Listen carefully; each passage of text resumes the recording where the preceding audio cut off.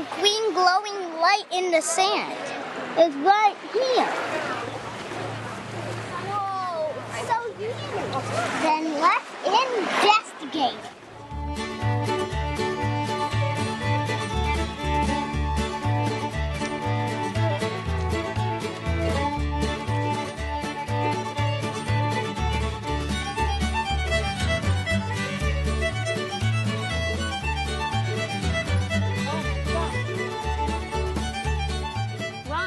What you got?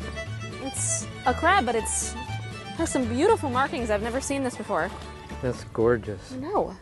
It's like black and white. Yeah. Or greenish. Does he have hairs on his legs? No. Oh wait. Yes, he does. Hemograpsis organensis. Speak English, please. Hairy shore crab. Hairy shore crab. Yeah, and they are really diverse in color. You know, usually they're just green, and I'm going to take a wild guess. This one's not in its typical habitat. It's usually up under rocks. So maybe it has this color to blend in with the sand and the stuff. I don't know. That is so neat. If this creature, if this anemone, this moonglow, is going to eat that crab, where's its mouth? Its mouth is in the very center of all these tentacles. Okay. Why does it feel sticky when I touch it? It's trying to eat you. Ew. Each tentacle is covered with stinging cells that are shaped kind of like harpoons. And they fire those into whatever touches them. It's an automatic reaction. In each harpoon is poison intended to paralyze their prey. But our fingers are too thick for it to penetrate, so you just feel them pulling at you. Okay. Which creates the stickiness. Slime! Is it slimy? In addition to the wide variety of colors and sizes of anemones on the beach at low tide, you may have noticed quite a lot of other creatures as well. Then again, maybe you didn't. So many of these creatures try to hide while the tide is out, but once you learn a little about these plants and animals, you'll find them easier to spot. And you may also find their stories just as fascinating as the creatures themselves. What you got? Some of these little mounds inside this clamshell. Well, first of all, it's kind of a neat clam. It's a varnish clam. They filter out their food real efficiently, so they also filter out toxins in the water. But these little barnacles, you know about barnacles, they're floating around as larvae, and then when they want to attach, they cement their head onto something, sometimes a clam like this. And then they have their feet up. When this is underwater, you could see the little feet moving around, bringing food into their mouth. As my mom would say, oh my land. Yeah, oh my land. It's not a solid piece like a clamshell or a snail. They're little plates that attach, kind of like walls of a house. And this is a moon snail that was killed by something. As you can see, the broken up shell. And whenever you see something like that, you know who did it? Do you know who did it? No. The red rock crab. Because The rock crab? Oh. Yes, they are the only ones that have claws strong enough to break off. Look at the big crab my sister found. Ooh. Can you tell me what you got there? It's a real live crab. He's alive.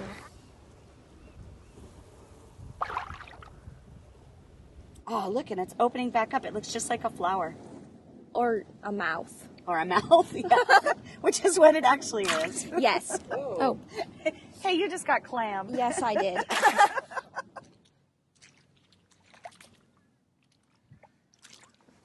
Yeah, look at the hole in there.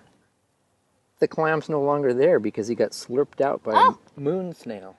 What? Drilled that little hole and sucked out all the clam before we got to eat it. What does it drill it with? It's got a little hard radula, a mouth part that's kind of like a drill.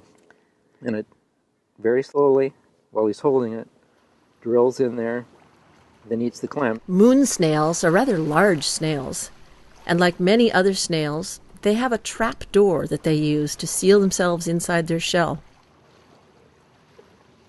You don't often see them crawling around on top of the sand at low tide, because their comfort zone is below the sand. Here's one digging itself back into the sand after being examined by some eager beach explorers. Some other kinds of snails are found licking algae off rocks with a tongue-like scraper. Others gather together on rocks, and then, like magic, zillions of eggs appear. Another snail-like creature is the limpet, which also grazes on rocks, licking off algae and other things growing on the rocks. When moon snails die, their shells are sometimes used as mobile homes by large hermit crabs. Smaller hermit crabs use smaller snail shells. Let's take a look at some other kinds of creatures. So, Karina, these sea stars look different than ones that I've seen on sandy beaches before.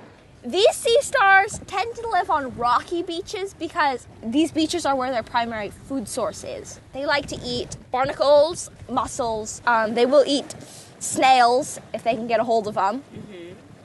And all those things are in much higher quantities on rocky beaches. Mm-hmm. There are a lot more barnacles on the rocks because barnacles need rocks to stick on. And mussels also like rocks. So if a sea star found a barnacle or a mussel on a rock, how do they get it open? How do they actually eat it? What they would do with a mussel is, mussels are clamped together like this. Right. Well, the sea star wraps its legs around the mussel and starts to pry. Like using their suction-y Yes. things on the bottom? Actually, can I pick it up? Yeah. Oh, look at his little legs. Look at that. And all the stuff he's holding on to. Oh, look at You that. are filthy, good sir. Yes, you need a bath. But Oh my here, all God, his tube look! Like feet. the tentacles are stuck. Tube feet. The little That's tube what they're feet. called.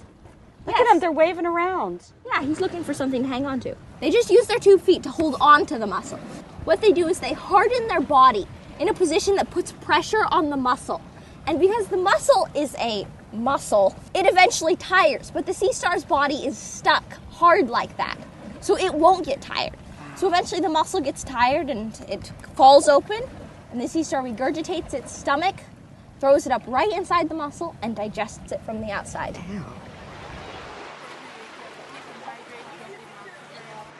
Check out this. A starfish, a baby one. Mercy found one like that too. You want to go put that one back where we found it? Okay. If you see what look like miniature molehills on the beach, they could have been made by several kinds of creatures. Here's one likely suspect. It's a polychaete of some kind. It's got all kinds of legs. That's You know cool. what? I think they have some serious mouth parts on these suckers when they get Oh, big. they do. Yeah, they can bite. They move, wiggling, and it displaces the sand, and the sand comes up Yeah. and goes out, and then it leaves the hole. They actually will come up into the water column.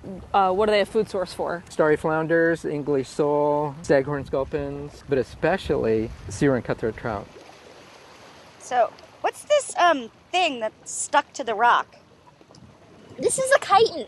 They're related to snails and clams. It's segmented like pill bugs you find in the garden that curl up. Okay.